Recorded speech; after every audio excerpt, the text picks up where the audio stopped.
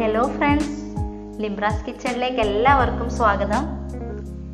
ഞാനിന്ന് നമ്മൾ റെസ്റ്റോറൻറ്റുകളിലൊക്കെ പോയി കഴിക്കുന്ന അടിപൊളി ചിക്കൻ ടിക്ക റെസിപ്പിയുമായിട്ടാണ് വന്നിട്ടുള്ളത്. ഇത് കാണുമ്പോൾ തന്നെ നിങ്ങൾക്ക് ഇന്നെടുത്ത് കഴിക്കണം എന്ന് തോന്നുന്നില്ലേ? നമുക്ക് വേഗം തന്നെ ഇത് എങ്ങനെയാണ് തയ്യാറാക്കുന്നതെന്ന് നോക്കാം. ഞാനിവിടെ ഒരു ബൗൾ എടുത്തിട്ടുണ്ട്. അതിലേക്ക് നമുക്ക് 1 സ്പൂൺ മുളക് പൊടി ചേർത്ത് കൊടുക്കാം, 1 സ്പൂൺ ക്രഷ്ഡ് ചില്ലി, അല്പം ഗരം മസാല പൊടി, 1/4 ടീസ്പൂൺ കുരുമുളക് പൊടി, 1/4 ടീസ്പൂൺ ചിക്കൻ മസാല, അല്പം ക്രഷ് ചെയ്ത ഇഞ്ചി, 1 spoon tomato sauce, 1/4 teaspoon soya sauce,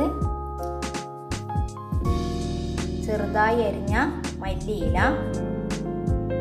ഇനി പാകത്തിന് ഉപ്പ്, 2 സ്പൂൺ തൈരും കൂടി ചേർത്ത് കൊടുക്കാം. എല്ലാം കൂടി ഒന്ന് മിക്സ് ചെയ്ത് കൊടുക്കാം.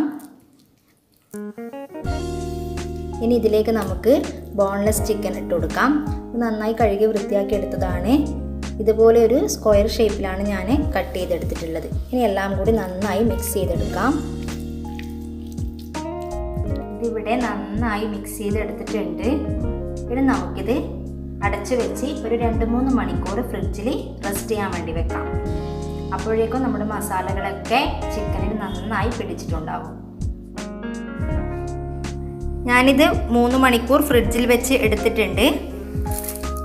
ഇത് എങ്ങനെയാണ് ഇനി തയ്യാറാക്കുന്നത് നോക്കാം. അതിനായി ആദ്യം നമുക്ക് ഇതുപോലുള്ള ക്യൂസ് വേണം. നമ്മുടെ കടകളിൽ നിന്നൊക്കെ വാങ്ങാൻ കിട്ടുന്ന സ്റ്റിക്കില്ലേ, ഇതെടുത്തിട്ടുണ്ട്. പിന്നെ നമുക്ക് വേണ്ടത് സവാള, ക്യാപ്സിക്കം എന്നിവ കട്ട് ചെയ്തതാണ്. അത് ഏതൊക്കെ കളർ ക്യാപ്സിക്കം ഉണ്ടോ അതെല്ലാം നിങ്ങൾക്ക് എടുക്കാം. ഞാനിവിടെ റെഡും ഗ്രീനുമാണ് എടുത്തിട്ടുള്ളത്. അത് സ്ക്വയർ ഷേപ്പിൽ കട്ട് ചെയ്തിട്ടുണ്ട്. ആദ്യം ഈ കോലിലേക്ക് നമുക്ക് ഒരു സവാള നമുക്ക് ഇനി ഇതിലേക്ക് കോർത്തെടുക്കാം.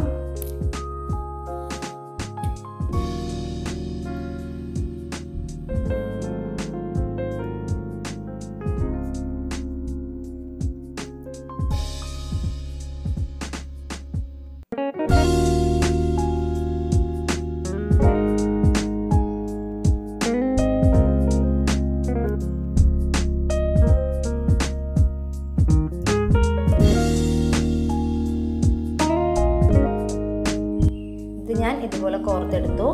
ഇനി ബാക്കിയുള്ളതും കൂടി നമുക്ക് ഇങ്ങനെ ചെയ്തെടുക്കാം.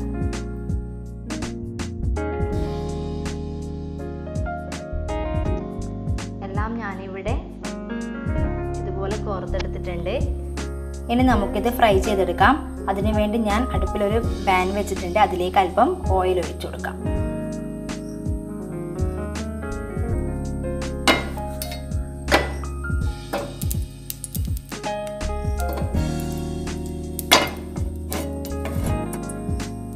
ഓയിൽ ഇവിടെ ചൂടായി വന്നിട്ടുണ്ട്. ഇനി നമുക്ക് അതിലേക്ക് ചിക്കൻ വെച്ച് കൊടുക്കാം.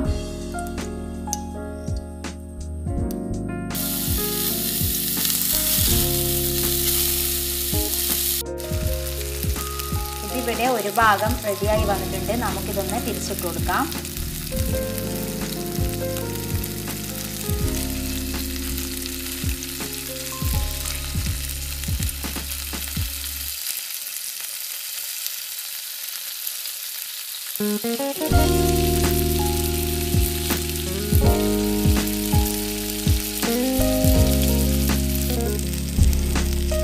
ഇതിവിടെ റെഡിയായി വന്നിട്ടുണ്ട്. ഇനി നമുക്കിത് മാറ്റി ബാക്കിയുള്ളതും കൂടി ഇതുപോലെ ഫ്രൈ ചെയ്തെടുക്കാം. ശേഷം നമുക്കൊരു സെർവിങ് പ്ലേറ്റിലോട്ട് മാറ്റാം. ഞാനിതിവിടെ എല്ലാം റെഡിയാക്കി സെർവിങ് പ്ലേറ്റിലോട്ട് മാറ്റിയിട്ടുണ്ട്. ഇത് കാണുമ്പോൾ തന്നെ നിങ്ങൾക്കറിയാം നല്ല ഭംഗിയുണ്ട് കാണാൻ, എന്നാൽ കഴിക്കാൻ അതിലേറെ ടേസ്റ്റാണ്. കുട്ടികൾക്കൊക്കെ ഇങ്ങനെ ഉണ്ടാക്കി കൊടുത്താൽ അവർക്ക് ഭക്ഷണം കഴിക്കാനൊക്കെ ഒരു പ്രത്യേക ആവേശമുണ്ടാവും.